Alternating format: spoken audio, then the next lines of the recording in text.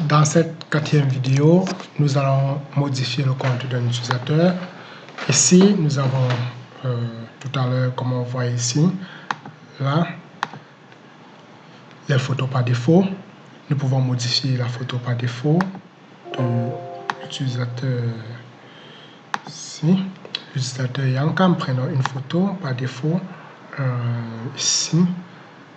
Sur Picture, chose comme ça, prenons cette photo. Nous pouvons enregistrer. Là, c'est ça enregistrer. Si nous venons ici, si nous revenons là, par exemple dans l'accueil, nous voyons bien que sa photo a changé. Je viens de ce côté avec Alain, par exemple. Je change par exemple sa photo. Je viens sur Picture.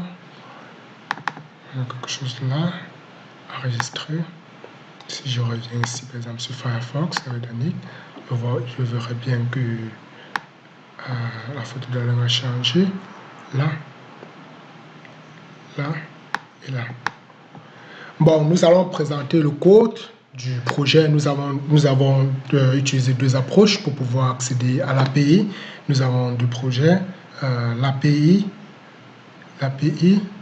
Kombu API et le projet Web Kombu, l'application web qui permet d'accéder à Kombu API.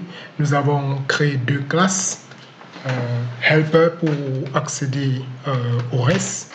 Nous avons appelé ces deux classes, l'une REST Client et l'autre REST Server. Le REST Client, c'est la classe qui nous permet de pouvoir attaquer, communiquer avec l'API en utilisant Ajax. Et le REST Server va nous permettre de communiquer avec l'API en utilisant le code C#. L'avantage pour ça, c'est pour le REST client. Par exemple, si nous venons ici, plutôt sur Firefox, sur Google Chrome, si nous venons ici, nous venons dans Accueil, F12. Nous avons la possibilité de voir les informations de l'utilisateur, même pas ici, si nous venons par exemple dans le network, nous pouvons voir les requêtes qui transitent et le hacker peut facilement détecter ce qu'on utilise. Par contre, en utilisant le REST client, ce n'est pas très sécurisé de pouvoir enregistrer un utilisateur ou connecter un utilisateur. C'est pourquoi nous avons créé un REST server pour pouvoir enregistrer ou login un utilisateur.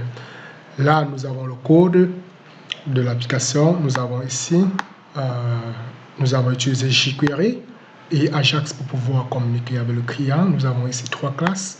La classe bloc 2, bloc 1, bloc 2, bloc 3. Bloc 1, bloc 2, bloc 3, c'est parti. C'est parti, ça c'est le bloc 1, ça c'est le bloc 2, ça c'est le bloc 3. Nous avons créé les classes spécifiques pour ça, pour regrouper les contrôles. Les contrôles, là nous avons le bloc 1, le bloc 2, nous avons ici le bloc 3. Le bloc 3, et si nous venons ici dans le code, nous venons ici dans Layout. Nous avons ici,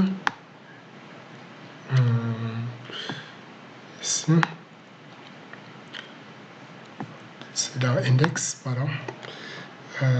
C'est dans Index. Nous avons nos blocs. Nous avons le bloc 1, nous avons le bloc 2, nous avons le bloc 3.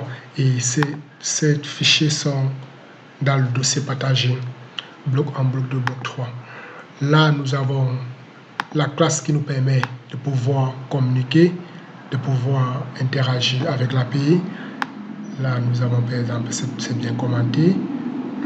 Ici, si nous venons par exemple consulter le REST client, dans le REST client, ça se trouve dans le dossier script. Là, nous avons le REST client.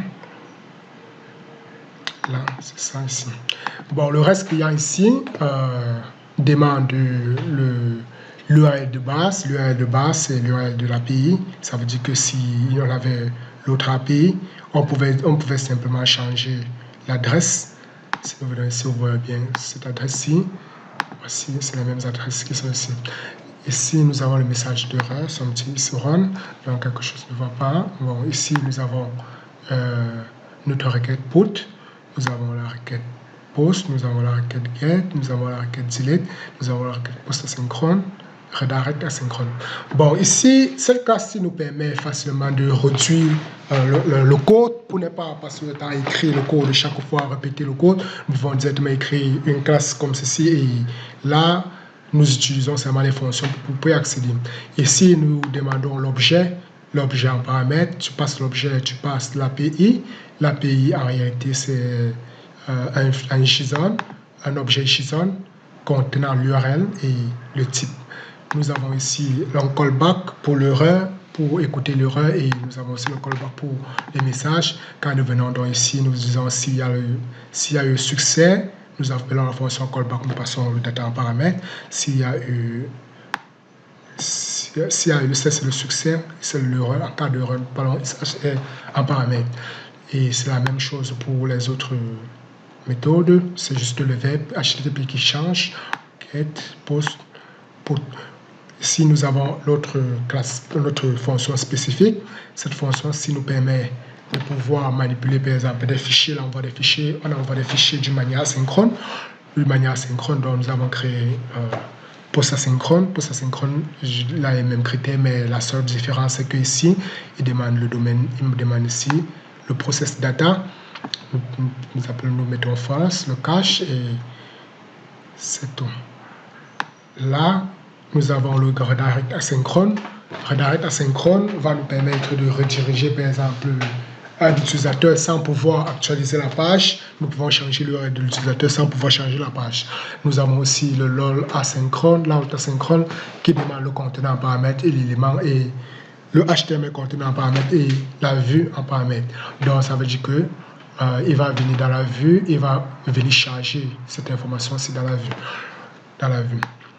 Bon, l'utilisation, un exemple d'utilisation, si nous venons ici, nous voyons par exemple là, nous avons ici instancié nos classes, bloc 1, c'est où?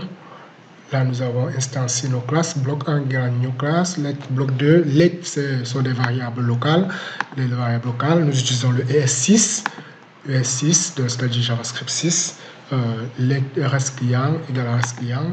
Là, de ce côté, nous pouvons utiliser notre API, juste comme ceci. Nous appelons REST client class.get. Nous passons l'objet, nous passons l'API, c'est juste un objet JSON, comme ceci. Et nous passons, donc nous attendons l'URL en paramètre et nous attendons le type en paramètre, le type JSON. Ici, nous appelons la fonction de callback pour l'erreur. S'il y a eu l'erreur, on dit utilisateur non trouvé. Si il y a eu succès, on traite les informations et on affiche à la vue. On affiche dans la vue, c'est la même chose pour tous les autres codes, c'est bien commenté. Bon, ici, nous avons un élément spécifique pour le REST client, pour la communication en temps réel. Le signal est, c'est de quel côté? Ok, bon, nous démarrons la connexion pour signal ici star connection.star.done. Ici, par exemple, nous allons prendre le cas de l'envoi des messages. Là, delete group, nous allons fermer. Paramètres send, message, new. Message, ok. Bon, là, pour envoyer par exemple le message, quand nous allons envoyer le message, nous en revenons aussi. Nous allons notifier les autres utilisateurs. Notify.server.addMessage. Nous passons le groupe en paramètre. Donc, ça veut dire donc ici, nous allons écouter cet événement. Là, sur server app, nous allons créer une classe app ici.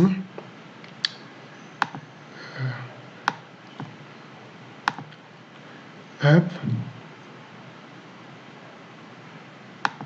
Ok, app. Nous allons créer un dossier app et nous allons créer la classe server app. Server app va nous permettre de pouvoir communiquer. Signal est, ici il est reader app. Bon, ici nous avons add comment, add message qui demande l'identifiant paramètre, ce qui veut donc dire quand l'utilisateur finit, quand il envoie le message, nous émettons à partir de add message. Bon, ici il y a une particularité, c'est juste la première lettre doit toujours être en minuscule, donc c'est ici, c'est cette fonction-ci qui écoute l'événement émis ici. Nous avons émis l'événement ici, nous avons eu l'émission ici, émission, là nous avons fait une émission ici. Là, celui-ci écoute. Il écoute l'événement. Bon, là, nous avons un peu tout. Il écoute l'événement. Ici, nous allons, lorsque nous écoutons l'événement, nous retransmettons, nous allons encore émettre à nouveau l'événement au client. Donc, add message, tous les clients doivent écouter cet événement si on passe l'identifiant du coup par paramètre. Si nous venons donc ici, nous allons voir les coûts